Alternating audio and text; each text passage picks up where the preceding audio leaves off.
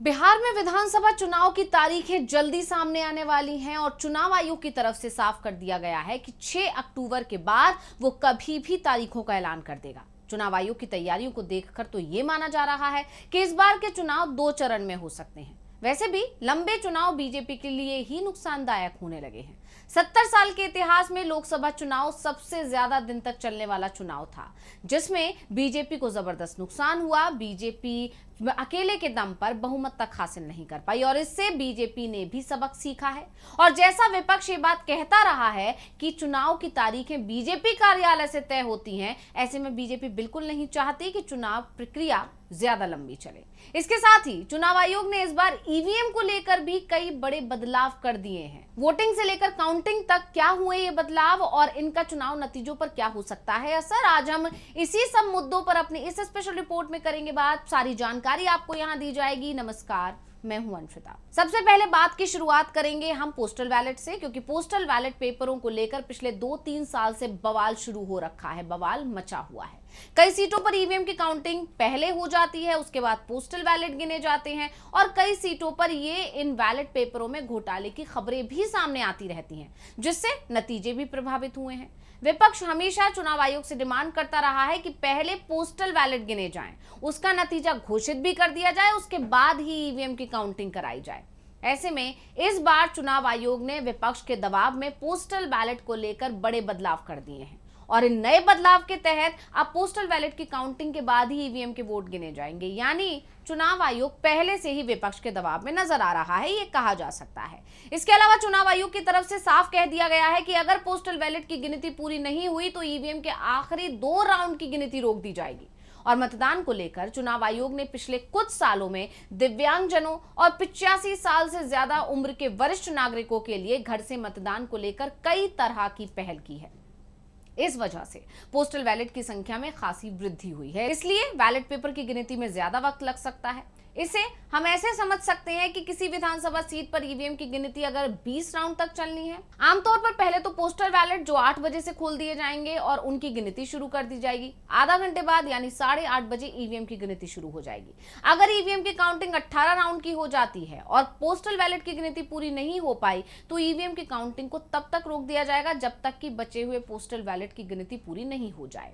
जब postal ballot के नतीजे आ जाएंगे उसके बाद ही ईवीएम के आखिरी 2 राउंड की गिनती की जाएगी।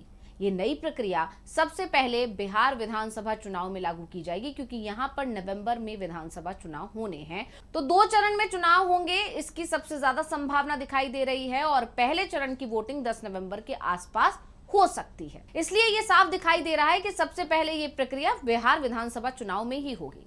तो चुनाव आयोग की तरफ से चुनाव का जो कार्यक्रम तय किया जा रहा है उसे लेकर एक बात साफ है कि इस बार चुनाव प्रक्रिया को तेजी से पूरा किया जाएगा। वैसे एक बात और बता दें कि चुनाव की तारीखों का ऐलान और एसआईआर पर सुप्रीम कोर्ट में होने वाली सुनवाई साथ साथ भी हो सकती है, क्योंकि ये तय माना जा रहा है कि 7 से 9 अक्टूबर के बीच में कभी भी चुनावों का ऐलान किया जा सकता है। और आप सभी जानते हैं कि सुप्रीम कोर्ट में एसआईआर का जो मामला चल रहा है उसको लेकर भी तारीख आ चुकी है और 8 और 9 अक्टूबर को इस मामले में सुनवाई होगी। यानी सुप्रीम कोर्ट के फैसले से पहले ही चुनाव की तारीखों का ऐलान हो जाएगा और इसके लिए चुनाव आयोग ने 6 अक्टूबर तक सभी अधिकारियों के तबादले पूरे करने का आदेश जारी कर दिया है।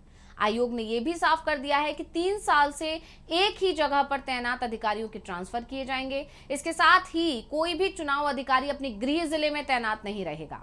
आयोग ने 6 अक्टूबर को ट्रांसफर से जुड़ी पूरी रिपोर्ट दिल्ली भेजने के आदेश भी दे दिए हैं और इसी दौरान चुनाव आयोग की पूरी टीम बिहार का दौरा भी करेगी। ये दौरा 2 या 3 दिन का हो सकता है और इस दौरान राज्य के चुनाव अधिकारियों के अलावा सियासी दलों के साथ भी चर्चा की जाएगी। चुनाव आयोग ने बताया है कि एसआईआर की प्रक्रिया अंतिम चरण में है और 30 सितंबर को वो बिहार की फाइनल वोटर लिस्ट जारी कर देगा। इसके अलावा एसआईआर पर चुनाव आयोग पहले से ही बैकफुट पर दिखाई दे रहा है, क्योंकि चुनाव आयोग ने अभी ही बता दिया है कि अब जब एसआईआर प्रक्रिया शुरू की जाएगी दूसरे राज्यों के लिए तो वो पहले राजनीतिक दलों से मुलाकात करेगा, बातचीत करेगा, चर्चा करेगा, परामर्श करेगा और उसके बाद कोई फैसला लेगा। अब चुनाव आयोग जो बैकफुट पर है इसको लेकर चर्चा गरमा रही है और इन सब के बीच में एक सवाल ये भी उठ रहा है कि 30 सितंबर को जारी होने वाली वोटर लिस्ट में अगर गड़बड़ी हुई तो क्या सुप्रीम कोर्ट इस वोटर लिस्ट को खारिज कर देगा? क्योंकि कोर्ट पहले ही साफ कर चुका है कि अगर उन्हें किसी भी स्तर पर गड़बड़ी मिली तो वो वोटर लिस्ट खारिज करने से पीछे नहीं रहेंगे। साफ है, चुनाव आयोग बुरी तरह से घिरा हुआ है और इसीलिए देश में अब दूसरे राज्यों में एसआईआर की प्रक्रिया को लेकर उसने नियम बदल दिए हैं, जिसके बारे में अभी हमने आपको जानकारी दी। तो इस बार देश में सबसे पहले एसआईआर की प्रक्रिया बिहार में की गई और इसमें चुनाव आयोग बुरी तरह से घिर गया। मामला सुप्रीम कोर्ट तक पहुंचा, जहां चुनाव आयोग की तरफ से कहा गया कि हम पूरे देश में ही एसआईआर कराने जा रहे हैं। लेकिन बिहार में जो गलतियां चुनाव आयोग की तरफ से की गई, उन्हें ठीक करने की कोशिश अभी से शुरू कर दी गई है। चुनाव आयोग की तरफ से तय किया गया है कि अब जब वो दूसरे राज्यों में एसआईआर करेगा तो वहां के सियासी दलों के साथ बैठक भी की जाएगी। दरअसल बिहार में जून में अचानक ही चुनाव आयोग ने एसआईआर कराने का ऐलान कर दिया। 24 जून को मतदाता सूचियों के राष्ट्रीय एसआईआर के लिए एक आदेश जारी किया गया, जिसके तहत सभी पंजीकृत मतदाताओं को नए गणना फॉर्म भरने को कहा गया और सभी को पात्रता दस्तावेज जमा करने को भी कहा गया।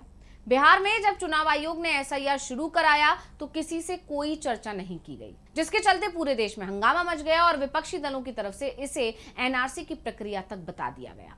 विपक्ष ने इसे सुप्रीम कोर्ट में चुनौती दी। याचिका में मतदाताओं की नागरिकता की जांच करने के चुनाव आयोग के अधिकार पर सवाल उठाए गए और एसआईआर प्रक्रिया को पिछले दरवाजे से राष्ट्रीय नागरिक रजिस्टर बनाने की कोशिश बताया गया। मामले में सुप्रीम कोर्ट में सुनवाई हुई तो चुनाव आयोग ने अपनी सफाई देते हुए कोर्ट में तर्क दिया कि उसे आर्टिकल 326 के अनुसार मतदाताओं की नागरिकता स्थापित करने का अधिकार है, जिसके अनुसार केवल भारतीय नागरिक ही मतदाता हो सकता है। लेकिन जब चुनाव आयोग सुप्रीम कोर्ट में बुरी तरह से फंस गया तो उसने अपने शपथ पत्र में कहा कि आर्टिकल 326 के तहत किसी की अपात्रता का मतलब उसकी नागरिकता रद्द होना नहीं माना जाएगा और ना ही ये नागरिकता रद्द होने का कोई कारण बनेगा। यानी साफ है कि चुनाव आयोग अब पूरी तरह से विपक्ष के दबाव में दिखाई दे रहा है। जिस तरह से सुप्रीम कोर्ट और सड़क तक चुनाव आयोग की घेराबंदी विपक्ष ने की है, उसके बाद अब ज्ञानेश कुमार जो कि मुख्य चुनाव आयुक्त हैं, उन पर सख्त फैसले लेने का दबाव है। लेकिन सवाल ये भी उठ रहे हैं कि चुनाव आयोग जो बयान दे रहा है, क्या चुनाव प्रक्रिया को उसी तरह से पारदर्शी भी बनाए रखेगा या आखिरी समय पर इसमें भी कोई बदलाव कर दिए जाएंगे? ये देखने वाली बात होगी। तो स्पेशल रिपोर्ट आपको कैसी लगी, हमें कमेंट करके अपनी राय जरूर दीजिएगा। इसी के साथ मुझे दीजिए इजाजत। देखते रहिए डीबी लाइव। नमस्कार। हमारे चैनल से जुड़े रहने के लिए YouTube पर टाइप करें डीबी लाइव, सब्सक्राइब बटन को क्लिक करें और बेल आइकन को दबाना न भूलें ताकि खबरें आप तक पहुंचती रहें। देखते रहिए डीबी लाइव, क्योंकि यहाँ हैं खबरें लगातार। हमारे चैनल से जुड़े रहने के लिए YouTube पर टाइप करें डीबी लाइव, सब्सक्राइब बटन को क्लिक करें और बेल आइकन को दबाना न भूलें ताकि खबरें आप तक पहुंचती रहें। देखते रहिए डीबी लाइव, क्योंकि यहाँ हैं खबरें लगातार।